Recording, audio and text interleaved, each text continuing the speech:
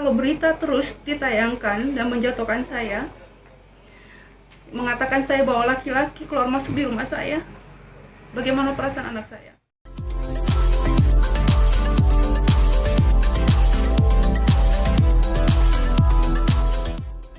Jangan lupa ya di-subscribe dan nyalakan lonceng notifikasinya. Terima kasih teman-teman, rekan-rekan media sudah datang siang hari ini menjelang sore ya. Terima kasih. Sore ini saya mau menanggapi kemarin pernyataan dari Vicky Prasetyo dan kuasa hukum mengenai saksi, karena dia menghadirkan saksi yang menurut saya itu sebuah kebohongan. Kenapa? Sebenarnya mereka sah saja mau menghadirkan siapapun untuk membela mereka, tetapi saya harus mengungkap fakta yang sebenarnya. Pertama, kita rangkai dulu. Dia mengatakan, Vicky Prasetyo mengatakan di salah satu infotainment, ini adalah saksi kunci, dia katakan ya, saksi kunci dari sebelum peristiwa kejadian dia jebak dan gerbek saya sampai saksi kunci kejadian yang dia jebak saya. Artinya kan di situ dia menggiring opini bahwa supir ini bekerja sama saya sebelum penggerbekan, yaitu tahun 2018. Berarti begitu ya, kan dibawanya ke sana. Tapi sebenarnya bagaimana supir ini bisa mengetahui semuanya, sementara supir ini kerja dengan saya tahun 2020, yaitu Januari lagi. Artinya kan masa jedanya ini ada 1 tahun lebih bahkan, ya kan? Nah, sekarang saya kembalikan kepada masyarakat dan teman-teman media nih. Apa yang dimaksud saksi kunci ini apa? Dan saya ada buktinya. Bukti saya mentransfer supir gaji pertama di bulan 2019 nih, saya sampai ngeprint semua ini. Saya mau make sure nih, karena kemarin kan supir saya mengatakan bahwa 2019 dikatakan. Oke lah, anggap itu 2019.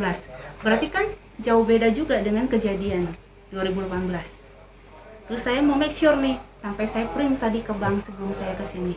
Apa benar nggak sih 2019? Mungkin saya yang salah. Make sure tidak ada nama beliau. Muncul-muncul namanya dia ada di nih, Januari. Ini sudah nggak ada ya. 2019 saja udah nggak ada nama dia.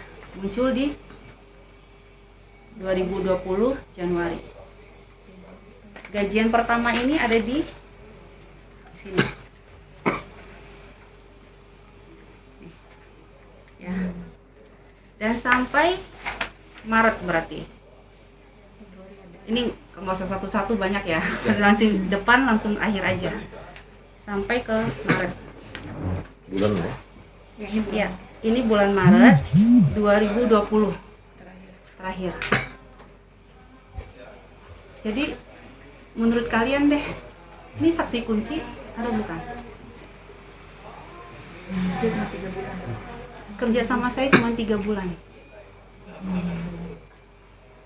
Jadi dari mana supir ini, mantan supir saya ini bisa mengetahui kejadian pada saat itu? Sementara pihak sana dan pengacaranya mengatakan saksi kunci kejadian, sebelum kejadian dan sampai kejadian. Ini luar biasa fitnah mereka. Tapi alhamdulillah saya yakin Pak Jaksa dan Pak Hakim itu sangat cerdas memvonis seseorang. Bukan karena opini, bukan karena narasi, dan bukan karena bentuk-bentuk yang mereka ciptakan ini. Semua by fakta. Saya bukan khawatir masalah vonisnya, karena saya yakin jaksa dan hakim orang cerdas, pintar, bukan hanya menangani kasus saya, kasus yang lebih berat lagi mereka paham. Tapi ini bahayanya adalah Vicky Prasetyo dan satu gerombolan ini dan pengacaranya selalu mau menjatuhkan saya dan merendahkan saya sebagai perempuan. Kenapa? Saya ini seorang ibu loh. Saya punya anak. Saya seorang ibu.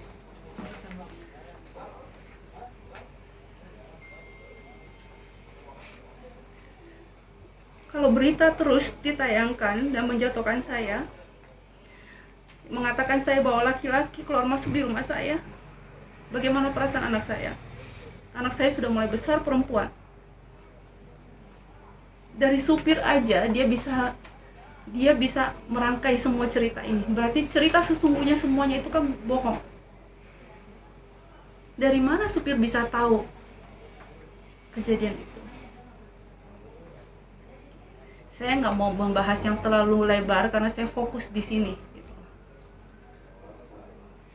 Sebenarnya siapapun yang datang ke rumah saya, tamu saya, kenapa yang mereka sebutkan hanya laki-laki? Sementara tamu saya ada ibu-ibu, ada perempuan, ada mbak-mbak, semua. Kenapa dia sebutkan hanya laki-laki?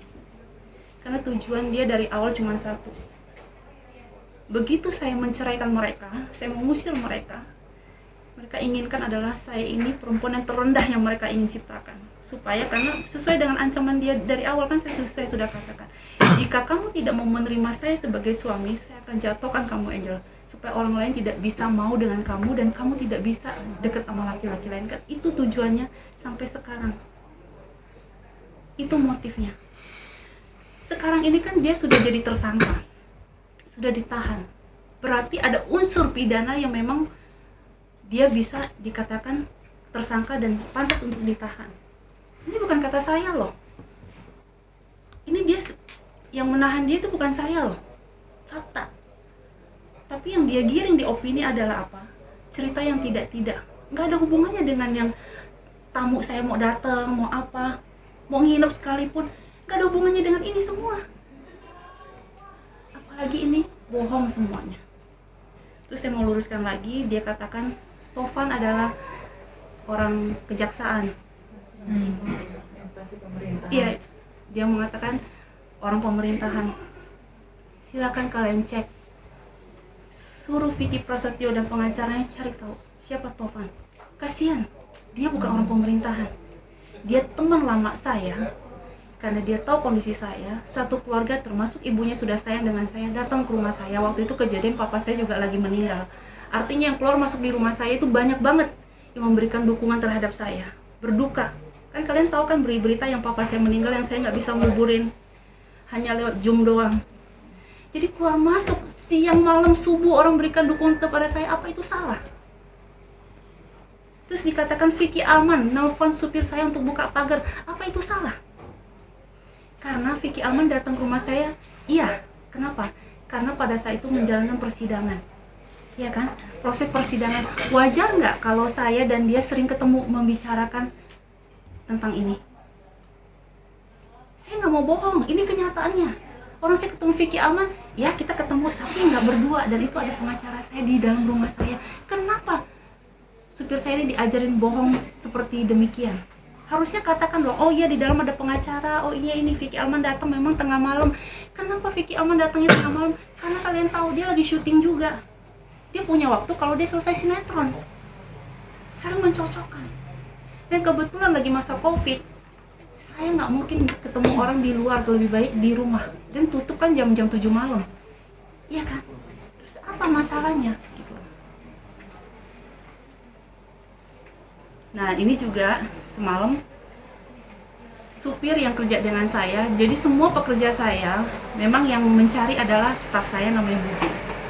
Ya, nanti juga dia akan menjelaskan bagaimana kronologi, termasuk semalam sudah ketemu dengan mantan supir saya. Saya kaget, miris, begitu tahu faktanya dan dia cerita semuanya, saya kasihan dengan beliau. Kenapa? Dia ini kondisinya prihatin. Saya baru tahu ibunya lagi masuk rumah sakit. Dan Budi ketemu dengan dia itu semalam di rumah sakit, ibunya lagi dirawat di sana. Jangan lupa ya di subscribe dan nyalakan lonceng notifikasinya.